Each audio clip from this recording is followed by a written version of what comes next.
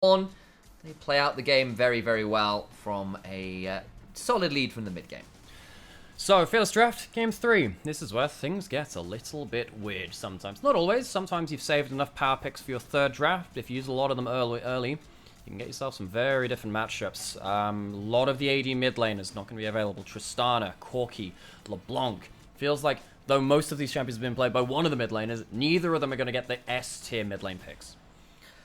Does feel like we're falling away from those options. Ziggs being considered first pick Okay, will right. be. We know where the priority is. Find the magic damage somewhere for a bit of that old sieging.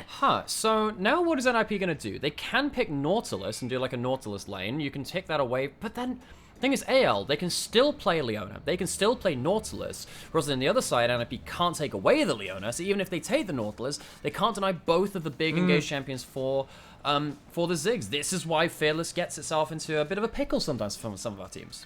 Exactly that, and that's partly why that, say in that first series, when you were winning with things like Kha'Zix in game 1, it gives you so many more options as the drafts go further forwards, and you're right, the Leona likely going to be up and available. The Taliyah was locked in for NIP. Rookie is an excellent Taliyah. We could strictly see it flex jungle, but as we've said, we're not that big a fan of Aki on the AP options. Debating something a little bit more spicy towards the bot lane, but they just go towards Shanji's Renekton. He's very competent on the pick. They want it early. Yeah, and it's just really easy to blind pick around that. Maybe we get Aki on Sejuani now. Renekton, Sejuani, magic damage in mid lane already put through. You've got yourself a really good frontliner to deal with Leona and the Ziggs combo. You're expecting Leona or the Nautilus. You could actually take the Nautilus and ban it away, effectively just deny it from the NIP team, because they can't pick themselves the Leona anyway. You deny both engaged supports that way. But Kyle is a very good Leona. Just no surprise that that one is locked in. I'm really thinking that Sejuani raises in priority now for NIP. I wonder what AL want to do on their own side. They already have magic damage, Yeah. so they don't need an AP carry jungler, but it would be nice to get themselves an AD somewhere. And they're debating the Yone as one of the last premier AD options in a lane available. So I think that does make some sense on the surface of it all. Wait and see whether it's locked in. It will be. I think now we might see either the Nidalee or the Sejuani locked in very swiftly. Of course, I think the Sejuani is probably the better side of the choice there for Aki. Was really the guy who popularized that champion with the melee supports last year for OMG, was making things like the Yone Sejuani, the Sejuani Renekton really, really pop for OMG when they were looking like one of the better teams in the LPL. Still debating their choices. I haven't hovered a pick yet. Instead, they go away from that and towards the Vi for a bit more single target lockdown with the Taliyah. We did say that Aki wants to be diving into the enemy team. His Sejuani's look good, but honestly, his Vi is one of his most comfortable champions of all time, of his whole career. This champion means an awful lot of ability for him to go and determine the pace of the plays. Problem is, you're going up against a Leona, which is hard to dive into.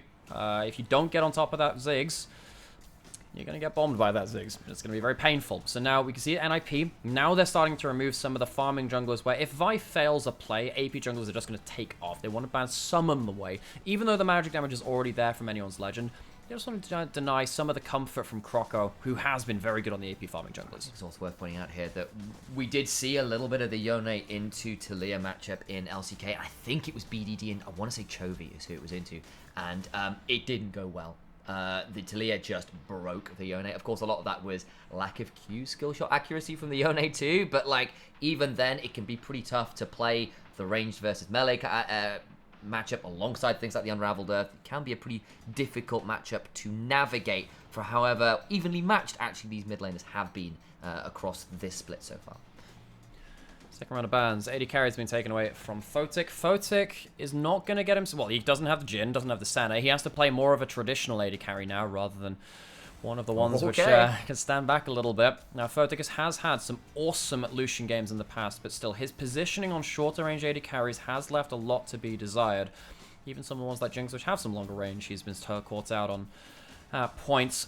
So, Photic was presumably the Lucian Nami being locked in as the last pick for NIP. Will be very aggressive, can jump forward with that Vi at the first mark. They will want to shut down the Ziggs in laning phase as well. AL, they have themselves a great teamfight comp starting to get built up, but they need to survive the early game. What are they going to lock in for the jungle to secure that? Sejuani makes some sense with the double melee synergy topside and even the Leona to help out with that because of course Leona can actually stack Sejuani passive very fast if she does her auto resets. She does have that ability with things like the Shield of Daybreak and stuff to do that, so could force some pretty nasty combos in any lane there, I think the Nami would make a lot of sense. Milio is up as well, I suppose, but the Nami has ever been the premier pairing with the Lucian. It also means you can spread out the backline from the front line. It's a little less good versus the Ziggs, who can kind of throw long-range skill shots, but feels like NIP, they have a much earlier game composition. They have themselves some very explosive lanes if they do go right, particularly with the Renekton and then the Lucian Nami. AL, they definitely can get picked off in the early game, but if they find themselves to their first combo of the game within a good timing mark, I think that they could really start exploding individual members of NIP. They don't have a great tank. If Aki goes in without good follow-up, he's going to get slaughtered by the Sejuani, the Cassante, the Leona lockdown for the damage coming in behind it. So it's not an easy comp to play from NIP. If they overstep, they very much can get shut down. I love this, though, because I don't think any one team has won the draft here. We have a Game 3 between two teams in Group D that are looking to go keep pace with the top of the table, and it feels like this is going to be based on execution. I think for me, eyes have to turn to Photic from pretty much everybody around, because it's not an easy Lucian game. You overstep here, Yone, Leona, Ziggs, all willing to throw dangerous skill shots and CC at you. That's not mentioning things like the Cassante and the Sejuani. You need to pick your moment right. You need to set up for that Lucian correctly, particularly in the mid game, or I think Photic could end up, particularly if the game starts to fall away from NIP, in a very challenging position. There's your skins for the day, guys. The Coven Nami skin is pretty damn cool, actually, I have to say. There's the power of the Kraken. Let's see if they can release that one themselves. In Game 3, onto the Rift we go. Prepare yourself. The crowd noise, it's all going to be coming, you know it. The cheers for Game 3 always get that a little bit louder.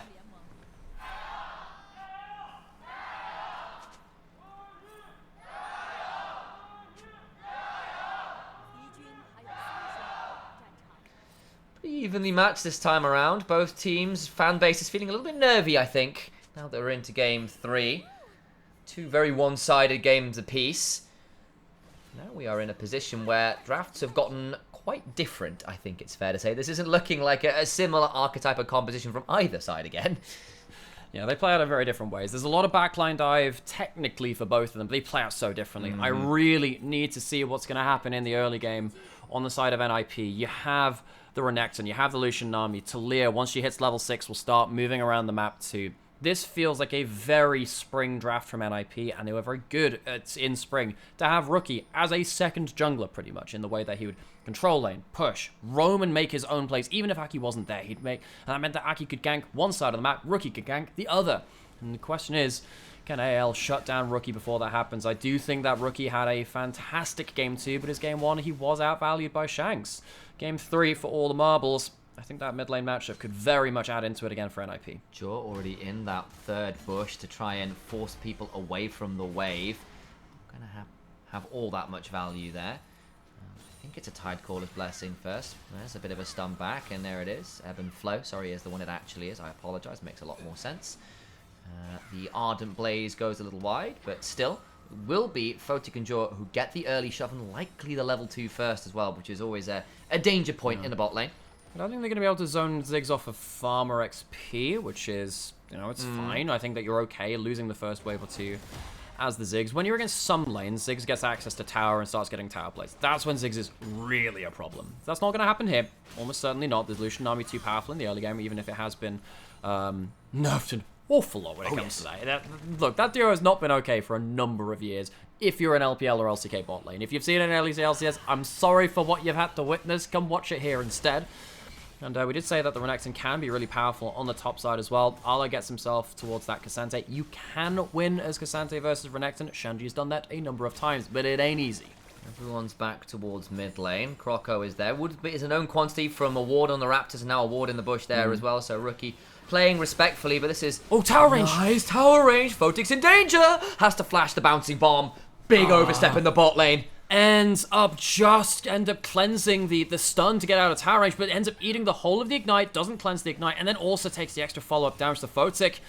Well, we did say that Lucian Nami has a strong laning phase, and they have to do well. They're shutting down the Ziggs, but we also said that Photic's had some worries on these shorter range AD carries. Shank's going to walk a Rookie really hard now. Times out the Unraveled Earth, doesn't dash back through it for the extra damage. Going to have to teleport back soon, though. HP bar's getting low in mid lane. Still holding on to that initial pot, and actually, Croco hanging around the mid lane just to ensure these early levels aren't as obnoxious as they can be, because of course Talia in this matchup early on, really difficult to manage. So I appreciate Croco's presence around the mid lane, even if it was known to Rookie. It's given Shanks the space to at least get a couple levels to the name. Yeah, because often what happens with Yone is that you eat a bad trade at level 1 or level 2 before you can run in with like your level 3, level 4, multiple points in your Q, have the E and the W and take hard trades. He's survived through to level 4 now. That's when the matchup starts to get a little bit better for the Yone. You can choose yourself better moments. Kyle hasn't been spotted. Lands the Zenith Blade, Lands not the quite. nothing. I saw that, I was like, that's overlap, but no. He lands the Zenith Blade onto nothing. Onto nothing. In my imagination, yeah. Gosh, again, you can see how tense it is, how tense we're feeling about it. How tense would they play? NIP in front of their home crowd. AL, again, this should be a series that I think they were, I mean, before the Weibo series, absolutely favored to work. That's a good knockback. That's a lot of damage. Shanji's in danger, does not have a Q, he takes a tower shot! He takes the tower shot somehow, and Shanji, in an all-important Game 3, loses in a solo kill in a counter matchup. I think Ala ended up killing the minions with that last had aggro, and nothing was left in range. Shanji ends up eating the extra tower shot. Ala gets a lead in topside. How important is that? I think he needs to rename. That's not ale up there. That is something a little bit more vintage. A whisker. Back in the day, we used to call them ale because we didn't know any better. Yeah, but, we know better now. No, I was just I can still make references to other drinks. I tell you now, Ibagum. Yes, you've got Ala and Whisker. Yes, whisker, exactly. Whisker. Don't know why we're sounding more. I don't think that's the way they say it up north. Well, you do say Ala. You say Ala. That's the name true. for that one. So That's true. we've got that one on north. It's the naming convention. Got that, exactly. yeah, got that one. Turns out, when you have to relearn your syllables for naming, for talking about players who speak a very different language from you, you do have to put in a little bit of effort for that one. But True. he gets himself really good. I'm sad we don't get a replay of that. It would have been nice to see how he ended up getting this tower aggro onto Shanji, but he gets himself that all the same. Ala getting that important matchup ahead. If he can deny the Renekton from having early game value, I think that allows AL to get into their big point of power. Back to that, Shanji does now have level 6, looking to try and threaten Ala, who is getting that wave shoved in and can't quite manage it. Still, should be beginning to push back towards him as Shanji's AoE will clear out the minions regardless. He gets himself wave control for the grub spawn. He uses that ult to make sure they have topside push, means that Ala can't get himself perfect play in towards grubs. You can see mid lane. God, that's so close to the matchup. Bolder man than me. Man, and you know what? Rookie, as a player, we know that he loves to be unlocked from his lane. AL have done a really good job of just chucking members into mid lane this series to stop Rookie from being that roaming mid lane. He's been under so much pressure. It does mean that NIP don't get themselves huge plays right now. They do have themselves level 6 on Rookie, have themselves level 6 coming up for Aki as well. Once you get the Talia Vi combo flying across the map and getting combos, maybe we'll revisit NIP's points of power and if they can accelerate this game. Croco now going to start up those grubs, and despite the shove, it's only going to really delay the take by 30 seconds or so. Aki was starting up the Infernal Drake while that kind of little standoff, I guess we'll call it, in mid lane was occurring. Over the wall, actually, is Aki. There's going to be smites available, so this will just come down to the smite fight.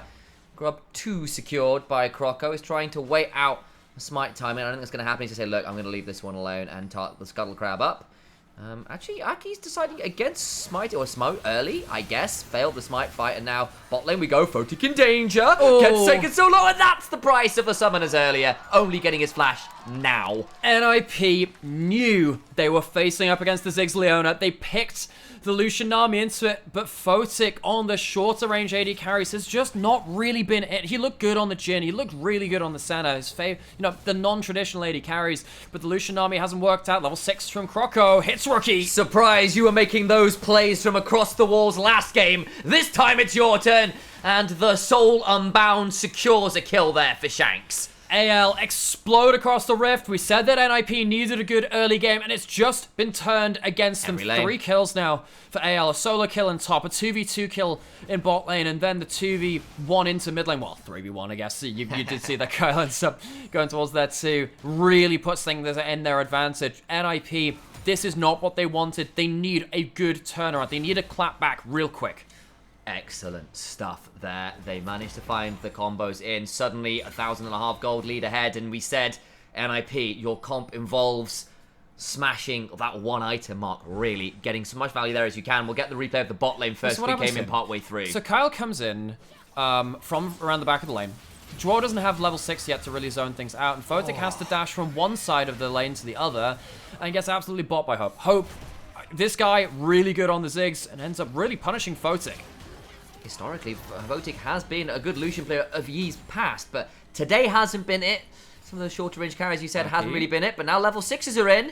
Time to return the favor, but Croco's here too! Time to turn it around, but Hope flashing away, staying alive. The tidal wave not fantastic, still goes down. The damage back onto Aki, pretty good. The culling comes across as well. It will still be the one for none, despite the counter gank being available. Yeah, enter Aki from stage right, comes in with the ult, the flash Q, huge damage. That's what NIP needed. They need Aki to be active and getting something working for this team. It's a little bit, it's just that one kill, but it gets the flash, it gets the kill onto Hope. He'll have to teleport back onto the map, which he's just done. It does mean that they're going to not have tools to fight the dragon with. AL will be able to get themselves that first one down there, but NIP at least get themselves on the board pretty much at the latest possible time they would like it to be.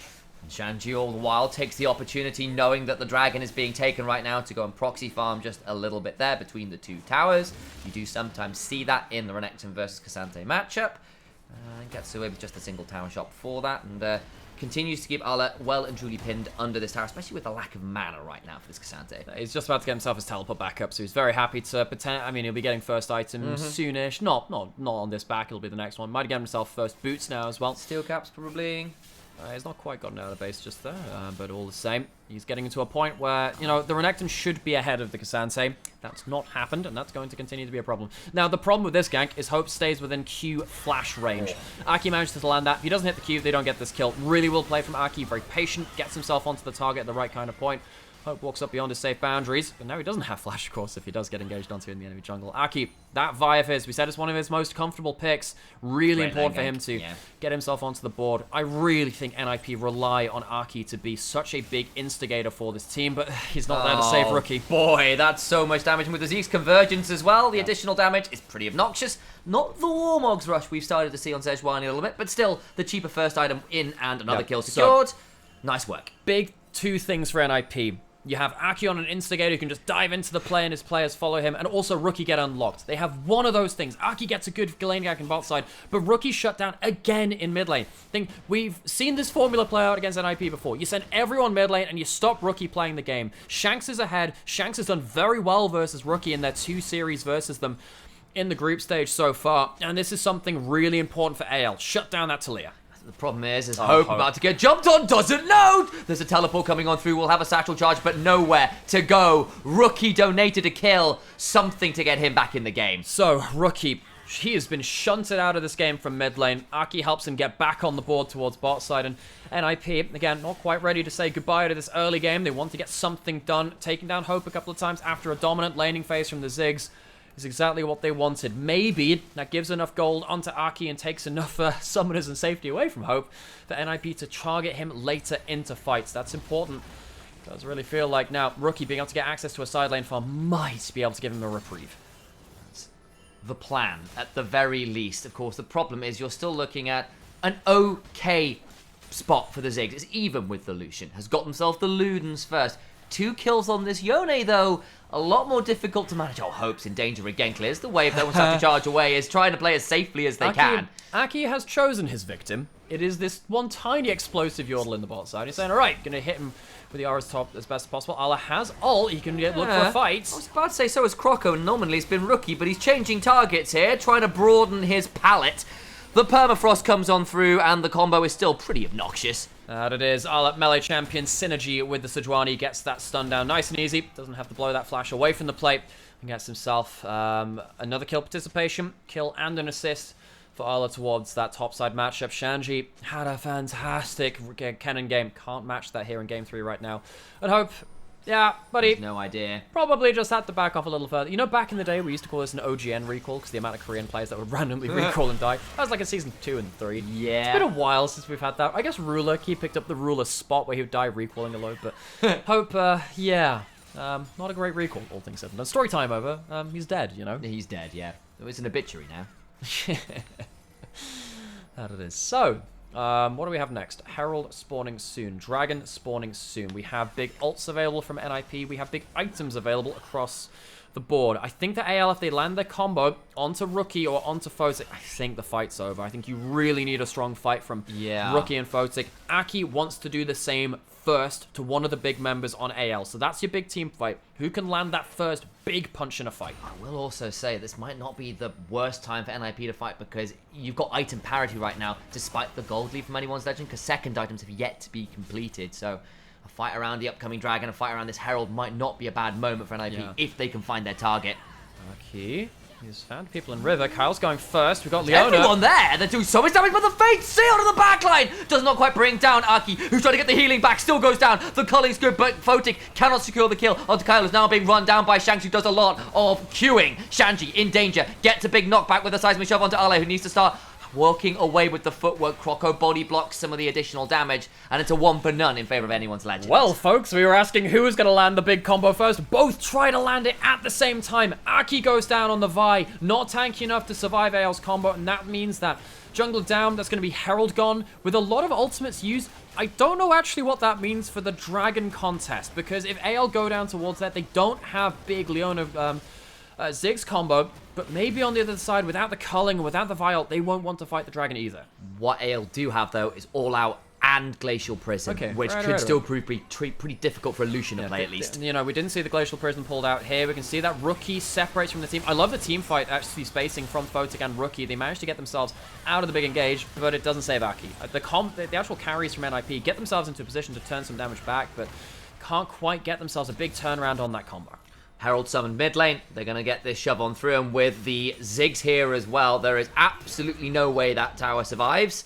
All the while, Shanks goes towards top lane with 6 scrubs and a Blade of the Ruin King. I don't think that tower's lasting very long either. No, 6 scrubs make this very, very easy, and as we did say, NIP don't really want to contest into the Glacial Prison around the bot side, so what's happening is AL are cross-mapping, taking a top tower, and giving up, taking a dragon on the other side. So they're actually winning on both sides of the map. AL, they've managed to use their combo and survive past the very early game to get something onto NIP. This is what happened topside. I think Rookie ended up blowing his flash. Yes. That's one of the reasons they couldn't contest. Rookie just walks into a brush, finds an angry Yone, walks away from top tower falls, dragon falls, NIP.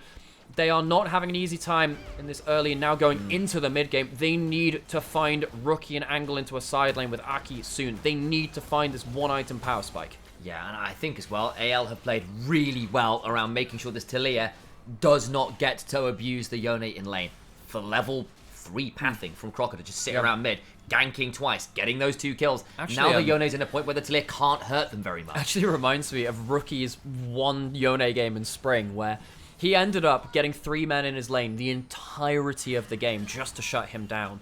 Now, it's a very similar thing. Rookie is very important to NIP, on champions like the Talia as well. But if you're in his lane with 3 people, he doesn't get that mobility to move across the map. Sometimes it is as simple as just overload a lane. It is helped by the fact that Ala has outlaned Shanji, and the fact that Hope and Kyle have outlaned Photic and Dro. They're trying to now go into crossmaps. Here comes Rookie. He's trying to look for the side lane play. The last teleport worked out pretty well, but there's still the ability to go all out. Cancel And I guess the it's TP. very scary. The TP was indeed cancelled all out. It's still going to be there. Shanji goes down.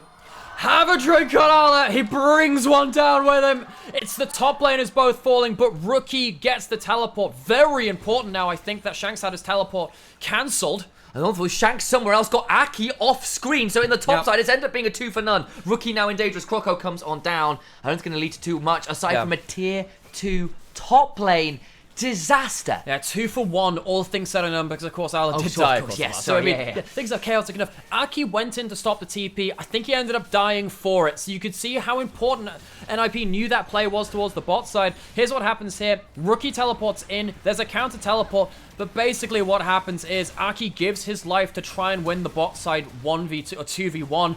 The fact that they lose this, even with the teleport cancelled, that's a bitter pill to swallow for the ninjas. It's so difficult. Nothing is coming for free at this point. You're down 6 scrubs, 2 dragons, and about 6,000 gold. You've got a Yone at 2 items, 301, up a level against your mid laner. I mean, how do you manage this game from this point? I think what's really going to stick and sit heavily in the stomachs of NIP is the fact that they tried to get Rookie into side lanes multiple times to get an advantage, and he has 2 kills. The fact that that bot lane play ending up giving a kill to Shanks means that Rookie doesn't gain anything in the individual matchup on the other side of the map either. Rookie Again, such a big part of the beating heart of this team. The more I think about it, actually, Rookie and Aki in different ways are two very different litmus tests for the team, because they're basically both trying to play jungler. Aki on one side, Rookie on the other. Both that beating heart has been suffering a bit of arrhythmia here from anyone's legend. They've been really answering hard here. Well, we're going to see finally the replay here. Basically, he cancels the TP. He knows he's giving his life likely for this. He knows that. But the problem is they end up losing on the other side. I think it's fine if Aki dies here and they win heavily on the bot side of the map and they get themselves that tower. They don't do that. Now Crocker goes in. Another fight. Zigs over the top. Another angle from behind gets a flash out of Aki, and Jaw is difficult. Nami already squishy enough. Level 8 versus a level 13 Yone. Oh dear, that fish will be, well, fish and chips very fast, that's real. And losing flashes against the heavy engage combo of AL, who only use a couple of ultimate cooldowns, very important for them. Zenith Blade onto Photic. Does drag them back, but the satchel charge afterwards, that's why that combo is so annoying. And satchel, of course, onto the tower, always a threat too. Didn't even need it for this one. Goes with a fast fuse. AL, they have been quicker and more knowledgeable on the map. Oh, Lord Rookie has got a shield, stays alive, but down to about 20% HP, and the Seraph's popped. Draw has a 2,000 gold advantage and absolutely rams it into Rookie's HP bar. Draw has to blow the heal for that. It's another defensive tool down. AL are trading really well right now. They're using largely ultimates for summoners and for big HP bar chunks. NIP, just before 20 minutes, are hemmed back into their base. It was a difficult game too for them. I think that Aki on the Wukong really ran them through. Again. Can they break this side lane? Teleport behind, flash over the seismic shove, into the Mega Inferno Bomb. Shanks gets the Q through the flash, gets the Mortal Steel, and a Spirit Cleave to stay alive. Shanks does not care for your Renekton. Shanji, who has forever been the stable top lane player, this split, it felt like he was the shining light, has had a very off series versus Anyone's Legend. He has been outplayed by both solo laners of Anyone's Legend in Game 3. It's going to lead to potentially a Baron. It's on Aki on a Miracle Steel. Can get in, but the Q over the wall into the Solar Flare. Soul Bound. The fish is dead again. Maybe we'll call it sashimi this time around, Ali. Gets pulled back. Photic runs out of photons. There is no light to be found. He plays for another team anyway. Aki has to stand and watch his team fall apart. The ninjas, they have been well and truly exposed in the sunlight that Anyone's Legend have shined brightly onto them. The ninjas in their home arena. This team, the Pool 1 team in Group D, they have been largely shown up by Anyone's Legend in the 2 series they've played against them. This is the side lane play again, where Shanks briefly in a 1v2 teleport so quick from Anyone's Legend again. I think that's been one of the real specialties of this team. Very quick counter teleports. Even the knock-up on top of the flash. Shanji massively outplayed. Shanji has really struggled this game, individually and in the skirmishes. If he'd managed to get the W off before the Q came through, he probably kills there. He really does, but it doesn't happen. He gets CC'd, he gets taken down, and now 4-0-2. The damage in many ways has been done minutes before, 21 minutes in the game. I'm looking at a 10,000 gold lead. I'm looking at Soul Point, and the remainder of a Baron to go, They have everything. They have dragons, they have grubs, they have Baron, they have so much ability to play around things. Aki trying to get off vision. What do you have left from NIP? You have a Vi into Talir combo onto one target. It's going to get quite hard soon. Shanks will have that Jack shows. He's going to be very, very tanky at that point. Might even just turn things around with his ultimate anyway. And if you don't make the play, you're losing out on the push. Tower's starting to go down. Satchel will kill it. I'm also looking at Photic here. He's got 2 items. Just can't do anything with them. How on earth does he hurt the front line at this point? There's nowhere near a Lord Dom's Regards or anything like that. Well, the answer is you don't. For a very long time, Photic fell apart in the laning phase 2. It feels like individually, AL have outclassed in big moments in Game 3 when it has mattered the most. AL, if they win this, are 4-1, pretty much guaranteed themselves into top 3 from this group, into Group A, the Ascension group in Rumble. NIP, one last shot to bring it back. An Arctic Assault into a Glacial Prison, into Tuna on ice. Maybe actually it should be Calamari considering the skin, but again, Jaw dies, buys boots now. This is the point in the game they're at. Has not been able to afford boots until 22, nearly 23 minutes. I don't think she'll even get to use them. Oh, well, feels like NIP, they have been taken through the ringer. Ala goes forwards, flashes it back into the team. One last team fight. What will change? Absolutely nothing. The ascension continues. Anyone's Legend continues to grow. They're not just anyone, they are damn well someone at this point. Renamed to VIP. They're here to prove they belong at the top of the tables. Rookie goes down. NIP's stalwart mid laner could stand by and only watch in Game 3. NIP lose to Anyone's Legend 2 times in the group stage in the double round robin. Anyone's Legend proved that it is not just a flash in the pan. They are well and truly at the top of Group D. What an exceptional Game 3 from multiple players. The solo kill topside, catching out that last minion, dragging the Renekton in the tower. The play bot lane to get the kill onto Photic. Shanks and Croco duoing together to make Rookie's life a living hell, despite what should be a challenging matchup. Anyone's Legend, there you are, your victors for today, winning in Shenzhen, NIP's arena. This team has been slowly assembling pieces of this very strong roster. Yeah. Tabe behind the scenes as well, I think has really helped with this team. One of the hallmarks we know of BLG and previous Tabe teams has been how quick they are to be responding with teleports and big plays. It's one of the big hallmarks of how BLG play the game. And I really think now with this team, how quickly they respond with teleports, how quickly they play around side lanes, even when they're behind the game. You can see some of that coming through again. I'm very excited to see how this team can build. I'm hoping that they can swing with the punches when it comes to the bigger teams. We'll really see whether they can go beyond just, you know, Group D and kind of match up against like maybe